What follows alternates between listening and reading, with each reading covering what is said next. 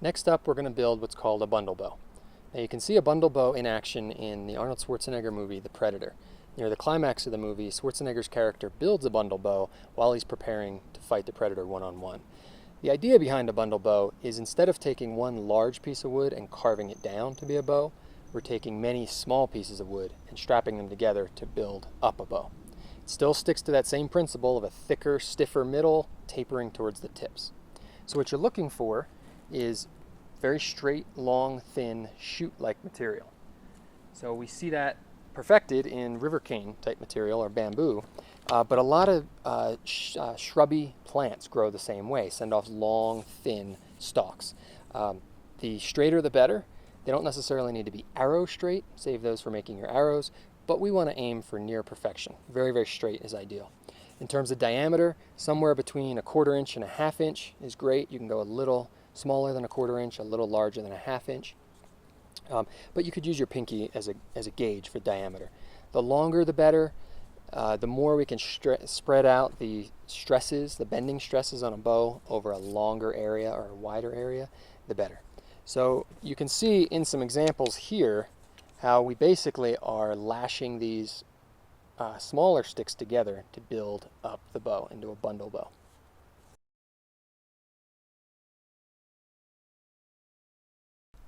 Now the simplest bundle bow you can make out of just 3 sticks of the same length. So let's say we choose 3 sticks that are 5 feet long. If we lay them together and then slide one of them each direction about 6 inches, we increase that to a 6-foot long bow, and we're now going to lash all 3 of those together. Okay, so you can see here we have offset of about 6 inches in between each piece, which gives us a nice thick section throughout the middle and tapering gradually towards the tip. So a bit of bend here, and really get some, feels like it's going to be a snappy little bow right there. So we can shorten that up a bit. Here this was 3 pieces that are 3 feet long.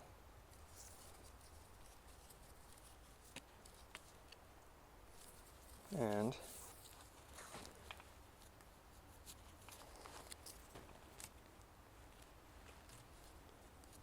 got us a snappy little shot here.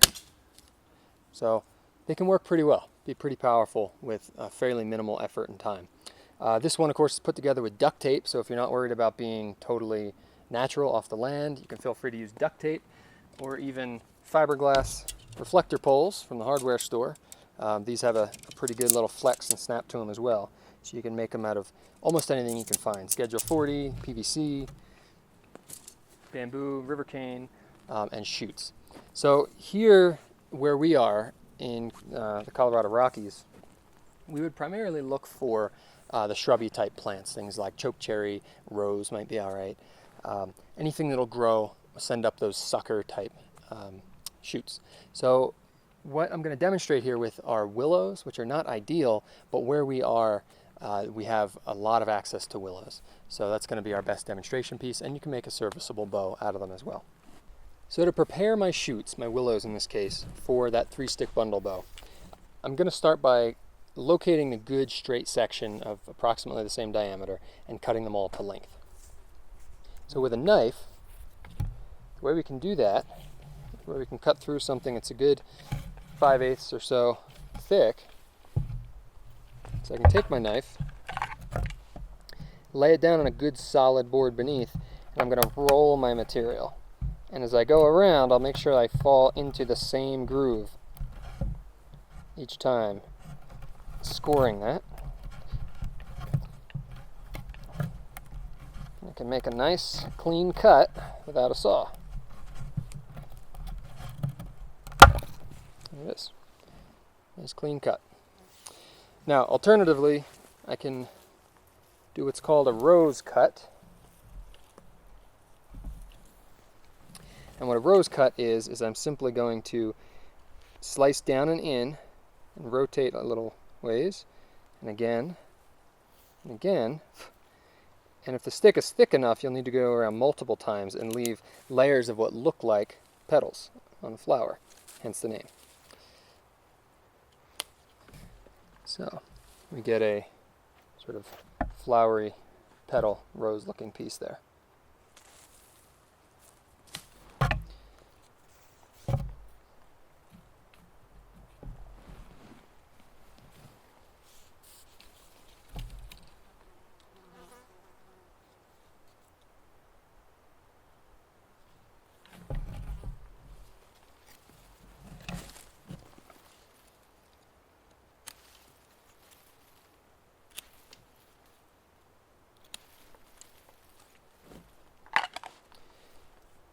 These willows were harvested green, and we'll get a snappier bow out of it if they're dry.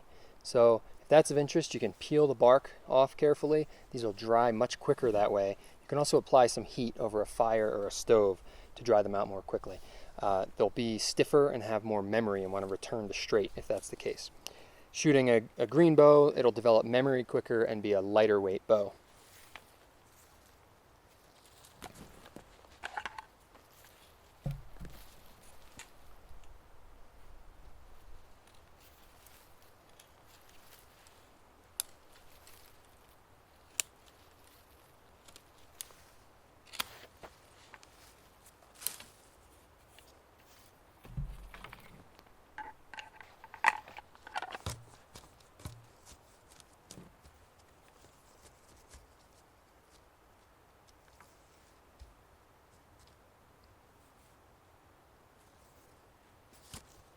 There we have our 3 willow shoots of a little over 4 feet in length, they look like.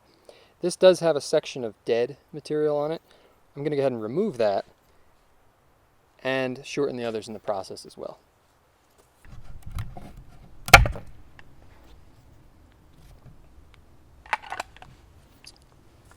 So there we have our 3 pieces of uniform length. They've been shortened to a bit over 3 feet. Now take a close look if any of them, if one is particularly different than the other 2. Let's have that be our central piece, our middle piece. So this one is a little more uniformly thick from end to end. The other 2, since they taper pretty similarly, I'm going to switch them, lay them thin end to thick and thin end to thick. And when we lay that with our other, we'll take those 2 that taper and shift them slightly. Slide them off like so. So they began all in the same length. I'll slide this one down a few inches, maybe 6 inches or so. This is the thin tip that's sticking out more. And I'll slide the other one up about the same amount. Again, with the thin tip sticking up.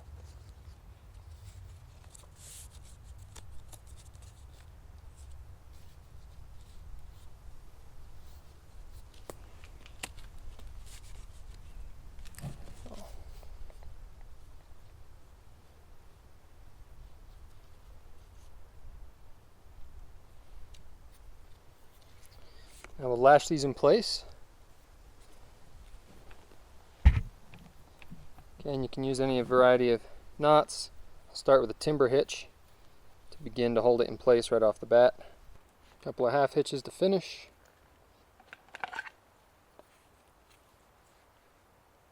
I'm done.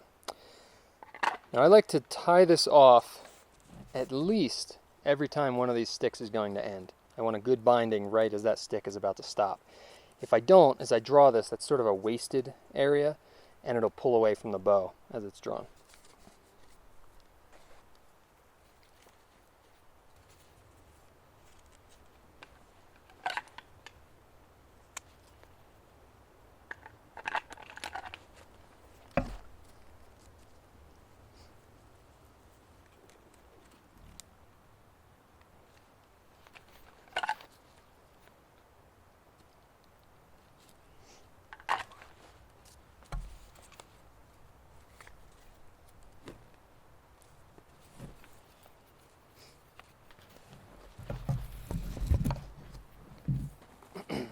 Also, since this is a large section in between these 2, I'll tie off there so that they don't spread apart as we draw.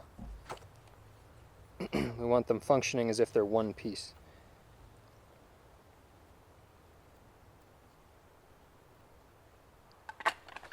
There we have half our bow from the center down.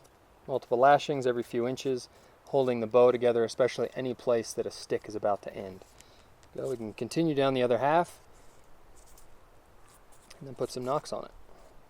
Leaving the bark on may add an air of camouflage to it, especially when used with dull material like this jute twine, especially if you're using it in the area where it was harvested. It will blend in nicely.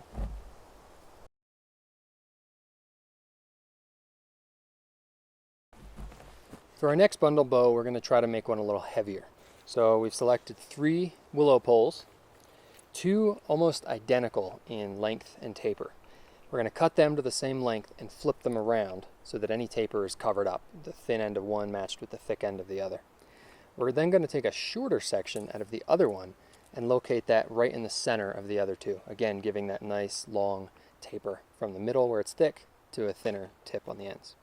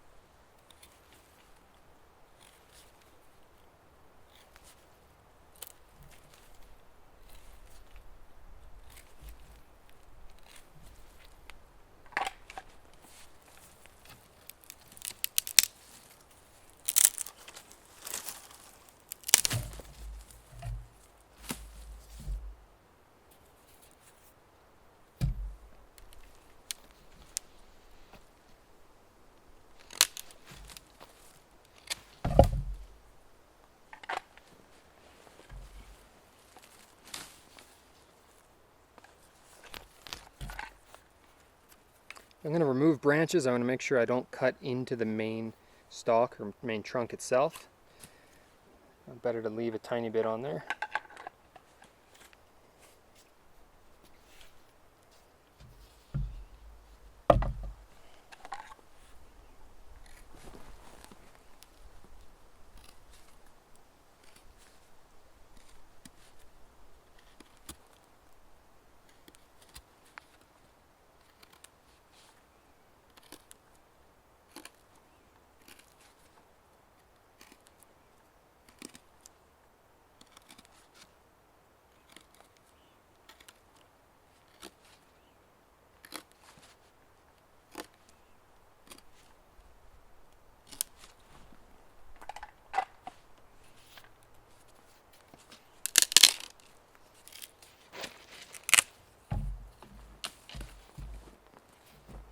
Two of the same length, which I'm going to flip end for end.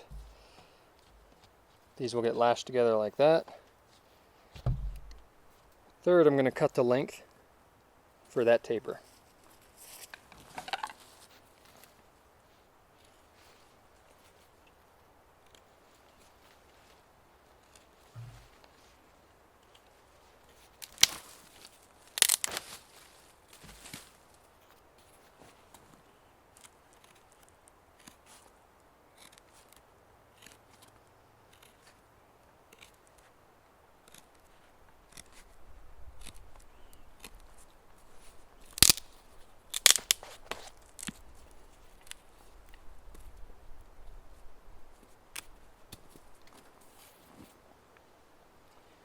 Again, lash them together.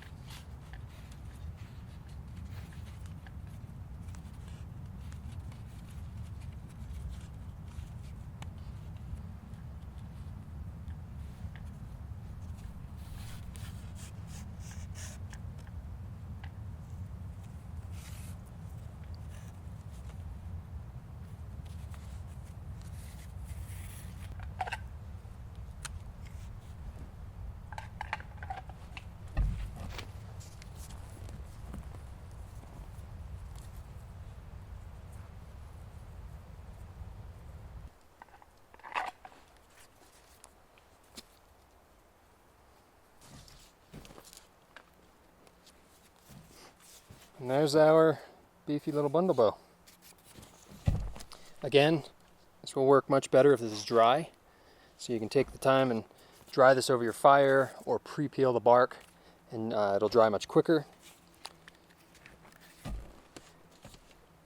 The other thing that I like about this bow tip, where we have 2 shoots coming up instead of 1, is whereas we needed to do a build-up knock on a single shoot, here we have a groove.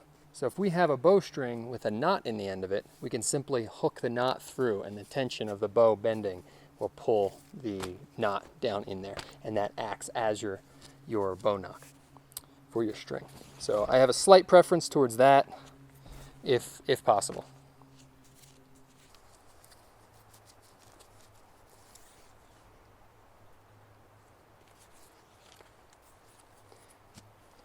So with this type of setup where we can slide a string simply between our 2 shoots with a knot on there to hold it in, I like to have a loop in the end. So a good use of that overhand loop knot, because I can hook my finger in there, and as I'm trying to force this up, I can pull on that loop and help that into the slot. There we go.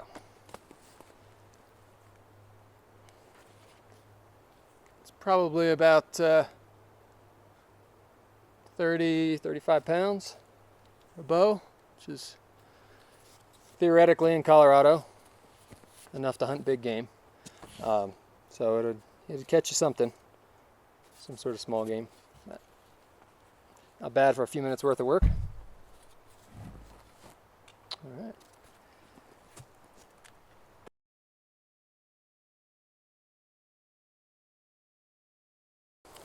Our next bundle bow is going to be built of a series of rafts, essentially. So poles lashed together, raft style, and then they're going to be layered on top of one another to again build out that bow. Thick in the middle, thin towards the tips. What we do is we're going to start by lashing 3 together. These are 5 feet long. We're going to make 2 different rafts of 3 poles, and then offset those like so. We're then going to take a raft of 2 poles and lay it in the middle, and then a shorter raft of 3 poles, and that'll overlap as well. So we'll really build up that center and then have the tips be thinner and thinner. So this is again a use of that wrap and frap. So get yourself a piece of cord. I like to locate my very first wrap about an inch and a half in from the end. Give it a few wraps to get started. I'll lay in my next one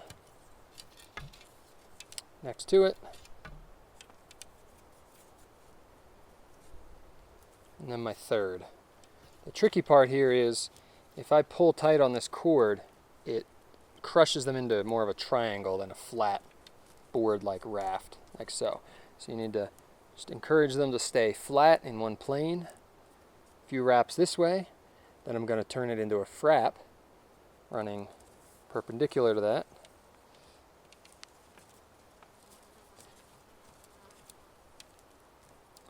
I'll do once or twice around in between each set,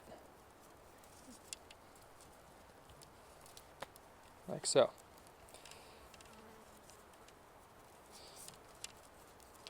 Finish that with a half hitch. It's up to you whether you half hitch it around the frap itself or back around one of the chutes. In this case, I'm going around the frap. Like all this fancy terminology we have.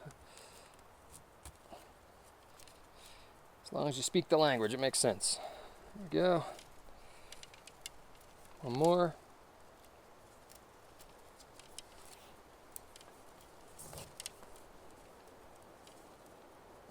Okay, so that's my first one. What I'm going to do from here is one in the middle of these 3 and one at the other end, same distance from the end, about an inch, to prepare them to lash together to the rest.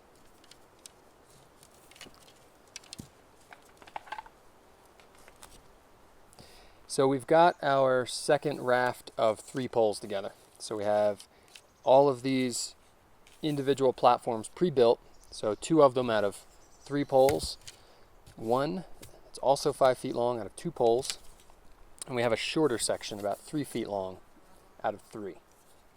And these are all fairly general lengths, obviously using what you have access to, and then cutting to length to get that good taper overall. You don't want to have something really stiff but short in the middle and then have long thin limbs. We really want to take our time and have that just taper really nicely. So I'm going to take my first 2, which are the 2 with 3 poles each. I'm going to orient these so that on this one I have the thick ends up, the thin down, and this is the opposite. I'm going to lay these together like so, the 2 platforms just back to back, and offset them about a foot or so. Let's see. Like so. Shortly, we'll attach our other 5-foot section, offset it, so we have about 6 inches in between each step down. Go. And then our short one will be on the other side, centered. So, let's lash them together.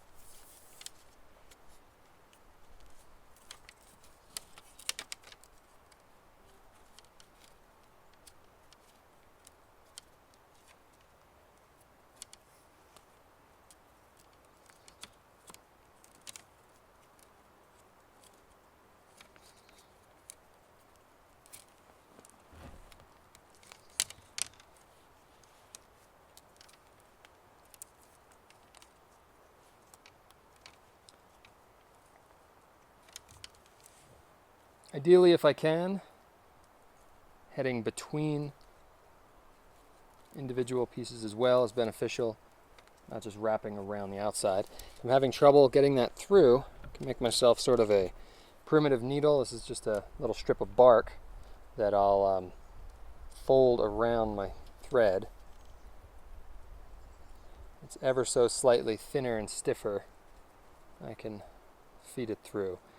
Now, sometimes they break, and we can simply make a new one, but it gives me a little handle to pull through like so.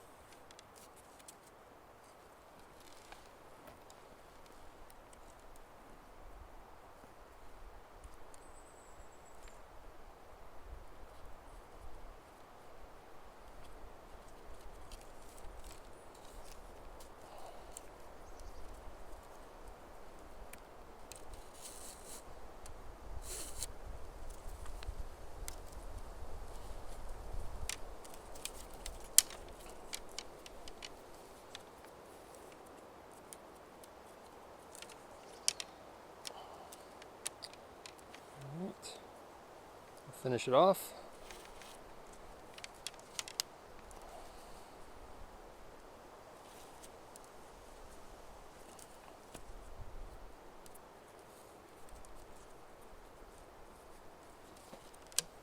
And continue down.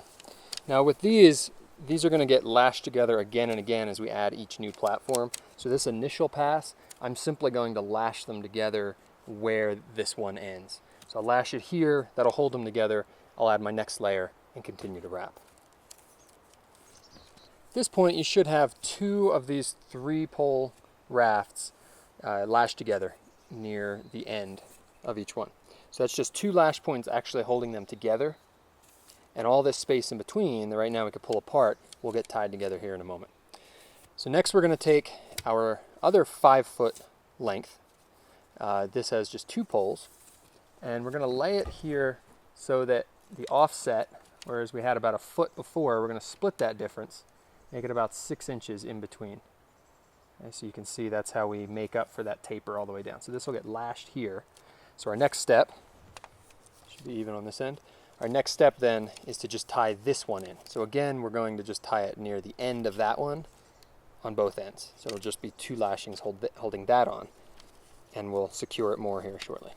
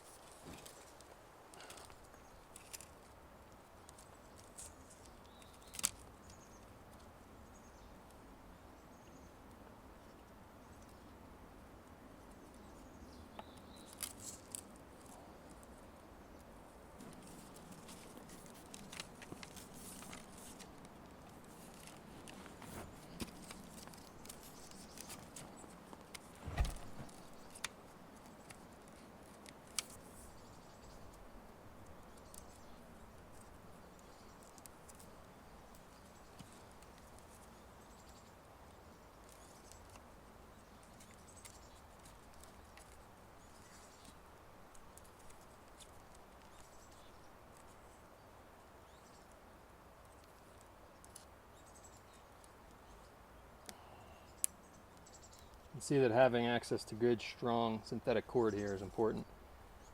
If this was natural cordage, I wouldn't be able to pull on it this hard. So we'd have to make up for that with probably more wraps, or covering more surface area with wraps, say covering the whole thing in cord.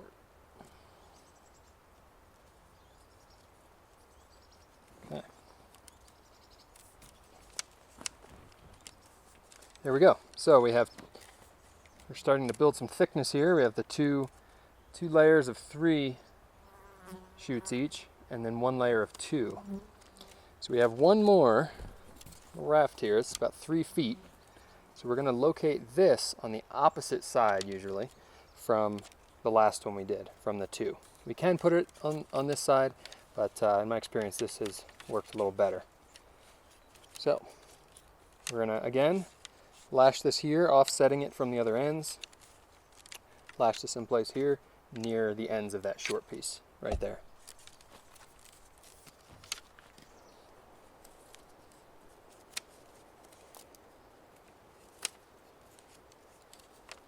Should start to see at this point any inconsistencies and bends and things get sort of flattened out as you're pulling these all together.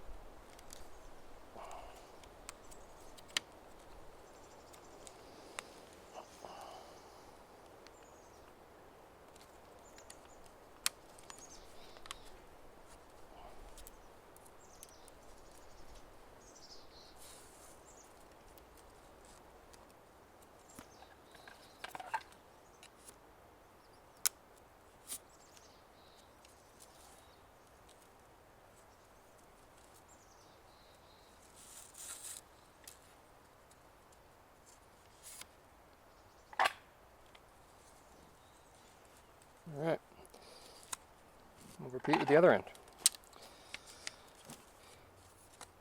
At this point, all of our pieces are together, and it's a simple matter of tightening up near this middle area. So I'm going to bind these all together really tightly right in the exact middle of the entire bow, right here. After that, we'll add another binding below it and a binding above it, halfway in between it and each of the other bindings. And that should complete our bow. We'll be ready to string it at that point.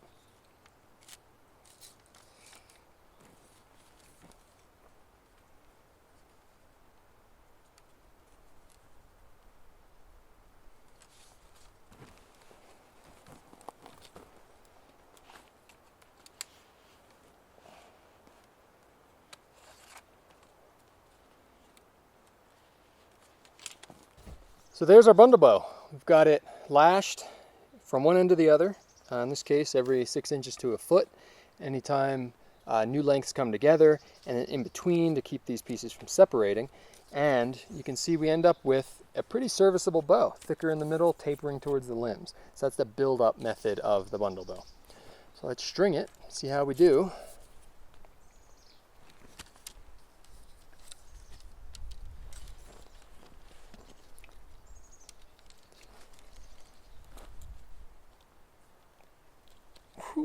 It's got some weight to it for sure. You'll see this is going to collapse and that string is going to run down. We tend to string these bows pretty low. This is a bit low, but anytime a bow is bent and strung, there's stress on the bow. So if we can limit that on a bow that's already short-lived and stressed out, that's better. So that'll do for us. Probably above 40 pounds draw weight. Let's see how we do.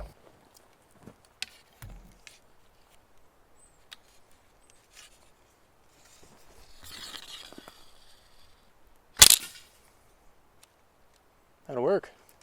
All right.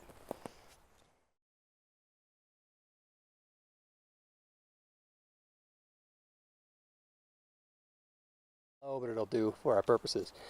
So, I can give it a draw. That's probably above 40 pounds for a draw weight. Let's see what it'll do.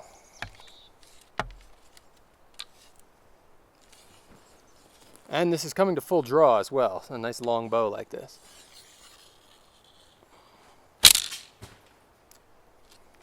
Sorry.